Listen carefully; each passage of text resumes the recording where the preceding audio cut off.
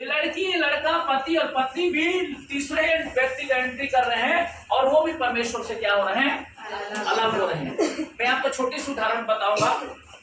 यीशु मसीह बोलता है कलीसिया, ये कलीसिया हालेलुया परमेश्वर का क्या है, दुल्हन है।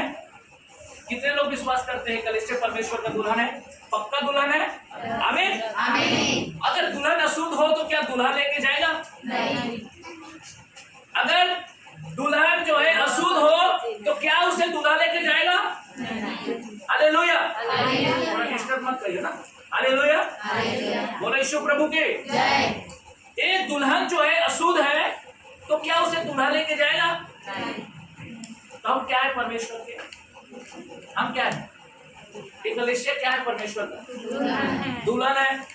और हम क्या हो रहे हैं? अशुद्ध होते जा रहे हैं। क्या परमेश्वर हमें छोड़ देगा कि ले जाएगा? छोड़ देगा। कोई भी दूल्हा नहीं चाहेगा कि उसकी पत्नी जो है अशुद्ध है, वो अलग है, पापों में पड़ी हुई है, व्यभिचार में पड़ी हुई है, दुष्टता में पड़ी हुई है, वो दूल्हा उसको कभी एक्सेप्ट नहीं करेगा। मेरे प्रियो, आज परमेश्वर कह रहे हैं आपसे कि श्रेष्ठ गीत के द्वारा कि अगर कोई पति और कोई पत्नी जो है अगर अशुद्धता में है, पाप में है, तो परमेश्वर उसे ग्रहण नहीं करेगा। जिस प्रकार कलीसिया पाप में है, बुराई में है, चुगली में है, उसे परमेश्वर ग्रहण नहीं करेगा। और वो कलीसिया को छोड़ो, इंसान को भी परमेश्वर ग्रहण नहीं करेगा। हालेलुया, बोलो यीशु प्रभु के जय। आप सोचो कि ये लड़की लड़का अशुद्ध हो गए, उसके बाद पति पत्नी अशुद्ध हो गए, कौन बचा दुनिया में? कौन बचा?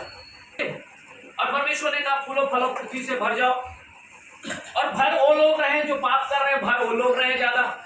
पति पत्नी लोग नहीं भर पा रहे हैं, शैतान उसे अपने बीच को डाल रहा है। उत्पत्ति के 6 अध्याय में पढ़े, ने जिस को चाहा उससे विवाह कर लिया। जिसको चाहा, जिसको मन पड़ा उसको विवाह किया। हालेलुया। मनुष्य की पुत्रियों को देखा, किसने देखा? है ना। फिर जब वो मनुष्य भूमि के ऊपर बहुत बढ़ने लगे और उनकी बेटियां हुई, तब परमेश्वर के पुत्रों ने मनुष्य के पुत्रियों को देखा कि वो सुंदर है, और उन्होंने जिसको चाहा उससे विवाह करने लगा। मतलब अगर व्यक्ति को लग रहा है, किसी पुरुष को लग रहा है, किसी स्त्री को लग रहा है कि बहुत सुंदर है, मुझे शादी करना चाहिए, और ये बहुत सुंदर है, मुझे इसे विवाह करना चाहिए, हालेलुया, वो परमेश्वर की इच्छा नहीं है उसमें, उस विवाह में। क्योंकि सुंदरताओं को देखकर क्या है, लोग मोहित होते जा रहे हैं, सुंदरताओं में पीछे चलने जा रहे हैं, लेकिन परमेश्वर की आशीष उस विवाह पे नहीं है। और लोग विवाह कर रहे हैं, शादी भर विवाह कर रहे हैं, अब एक दूसरे को क्या कर रहे हैं? परमेश्वर से अलग करने का प्रयास हो रहा है। हालेलुया।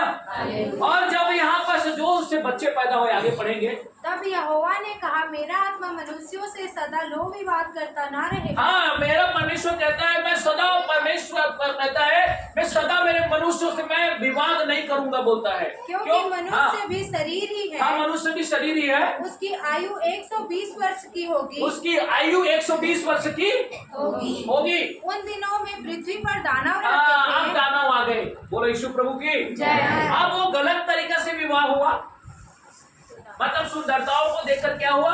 विवाह हुआ, बोलो यीशु प्रभु की जय। सुंदरताओं को देखकर क्या होगा? विवाह हो गया, उससे जो बच्चे पैदा हो गए, सूरवीर दानव पैदा हो गए, और वो दानव पैदा हो गया तो परमेश्वर इतना क्रोध से भर गए, इतना क्रोध से भर गए, इतना क्रोध से भर गया मेरे प्रियो। और इसी में शायद 6 अध्याय में जो सच्चाई है, तो जो परमेश्वर के पुत्र वहां बस लिखा हुआ है, वो गिराए हुए स्वर्गदूत है। समझ में आ रहा है? गिराए हुए स्वर्गदूत है, और वही गिराए हुए स्वर्गदूत जो है लोगों को क्या कर रहा है? एक आकर्षण कर रहा है, लोगों के माइंड को क्या कर रहा है?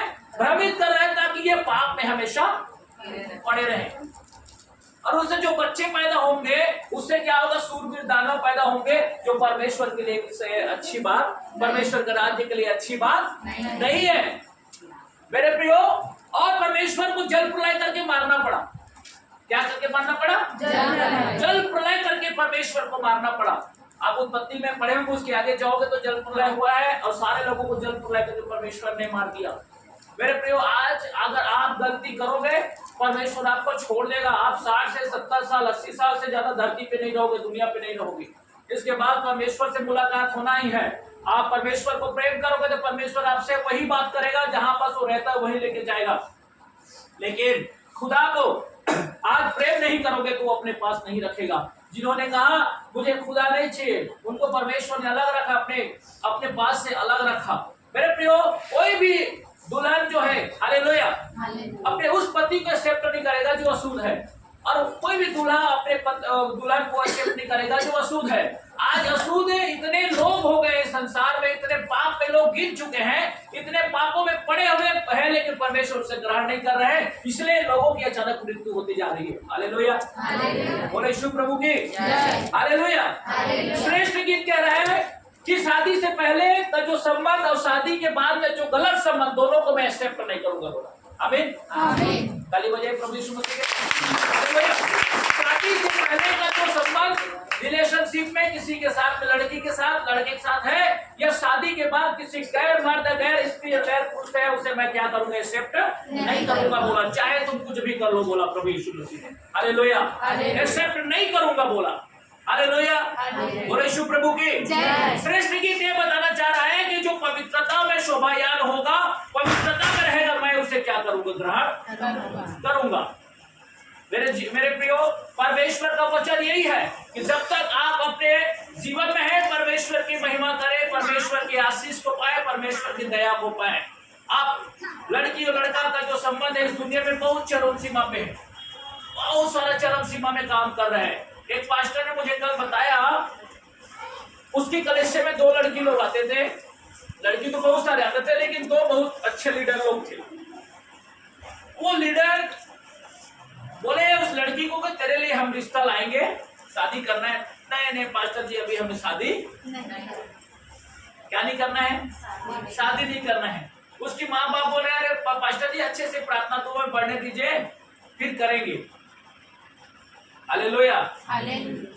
और 18 से 20 साल लगभग तो उम्र था।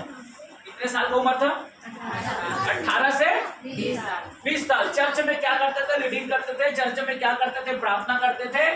और जब टाइम आया, समय आया, मैं आपसे कहता हूँ 18 साल से 20 साल के जो लड़की है, दोनों के दोनों फुर हो गए। हालेलुया, क्या हो गए? फुर हो गए। और उसकी मम्मी पापा फोन करके कहता है, पास्टर जी प्रार्थना में गए थे तो आए नहीं, कब टाइम में प्रार्थना करिए। वो तो हमारे पे छुट्टी हो गई, तो दादा वो तो चल रहे हैं।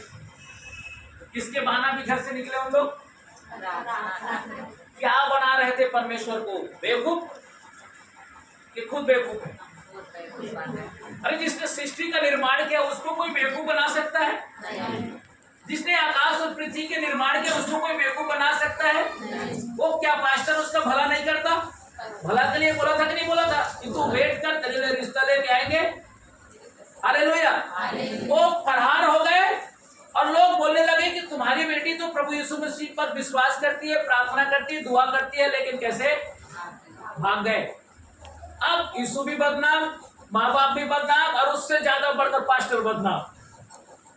कितने लोग बदनाम हो गए? 3 लोग बदनाम हो गए। चलो पास्टरों को छोड़ दो, माँ बाप का भी छोड़ दो, लेकिन यार यीशु को तो बदनाम मत करो। हालेलुया, बोले यीशु प्रभु की जय।